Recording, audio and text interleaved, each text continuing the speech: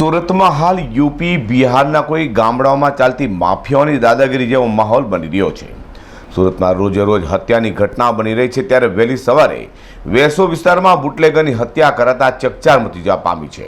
સુરતમાં 3-4 દિવસમાં 6થી પણ વધુ હત્યાની ઘટના બનતા ચકચાર મચી જવા પામી છે। ટેક્સટાઇલ અને ડાયમંડ નગરી સુરતને હવે ગુનેગારોની કાળી નજર લાગી રહી હોય તેમ આના પરથી લાગી રહ્યું છે। સુરતમાં રોજે રોજ ગુનાખોરીનો ગ્રાફ ઊંચે અને ઊંચે જઈ રહ્યો છે અને પોલીસ આ ગુનાખોરીને ડામવામાં નિષ્ફળ નીવડી રહી હોય તેમ લાગી રહ્યું છે। સુરત શહેર પોલીસ કમિશનર વિનાનું છે, એટલે કે હાલ ઇન્ચાર્જ પોલીસ કમિશનર સુરત શહેરનું ગાડું ચલાવી રહ્યા છે કે સુરતમાં છેલ્લા 3થી 4 દિવસમાં હત્યાની ઘટનામાં ખૂબ જ વધારો થયો છે, તો ફરી આવી જ એક હત્યાની ઘટના સામે બની છે। વાત છે વેસુ વિસ્તારની। સુરતના અલથાણ પોલીસ મથક વિસ્તારમાં આવેલા વેસુ આગમ શોપિંગ સેન્ટર પાસે નાનું પટેલ ઉર્ફે નાનિયા નામના દેશી દારૂના ધંધાર્થી બુટલેગરની હત્યા કરાતા ચકચાર મચી જવા પામી છે। તો બુટલેગર નાનિયાની હત્યાની જાણ થતાં જ અલથાણ પોલીસનો કાફલો સ્થળે દોડી જવા પામ્યો હતો અને લાશનો કબજો લઈ તપાસ હાથ ધરી છે। મારું નામ ડેનિશભાઈ અરવિંદભાઈ પટેલ। ઘટના આગમ શોપિંગ વોલ પર થઈ છે।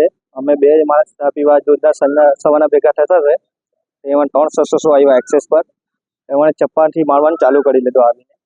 આવીને ફરાર થઈ ગયા। પછી મેં એમને હોસ્પિટલ લઈ ગયો। નાનુભાઈને ચપ્પાના ઘા વધારે વાગેલા હતા, હોસ્પિટલ લઈ ગયો। હોસ્પિટલ મૃત્યુ થઈ ગયું છે।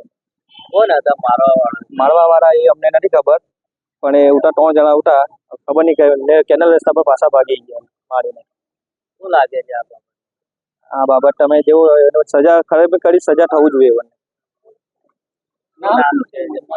નાનુભાઈ દયાભાઈ નામ છે એનું, એ ખેતી કામ કરતા હતા। નાનુભાઈ ને કોઈની સાથે કોઈ અદાવત ખરી? ના, એવી તો કોઈ અદાવત નથી। નાનુભાઈ શું કરતા હતા? નાનુભાઈ ખેતી કરતા હતા। અને મારનાર જે હતા એ કોણ હતા, શું છે, કોઈ ઓળખો છો ખરા? એ બધું નથી ઓળખતા। પોલીસ ફરિયાદ કરી? પોલીસ ફરિયાદ કરી। સુરતમાં પહેલા પ્રેમ પ્રકરણમાં લિંબાયત અને વરાછામાં હત્યા કર્યા બાદ એમડી વેટનારાઓએ પોલીસને બાતમી આપતી હોવાના વહેમમાં યુવાનની રિંગ રોડ પર હત્યા કરી હતી। ત્યારબાદ મિત્રએ મિત્રની ખટોદરામાં હત્યા કરી હતી, તો રિક્ષા ચાલકની તેની પત્નીએ પ્રેમી સાથે મળી હત્યા કરાવી નાખી હતી। ત્યારે કોઝવેમાંથી એકની ગળું કપાયેલી લાશ મળી આવી છે, તો હવે વધુ એક હત્યા લઈને સુરત પોલીસની કામગીરી સામે અનેક સવાલો અહીં ઊભા થઈ રહ્યા છે। અઝર કુરશી સાથે પ્રકાશવાળા।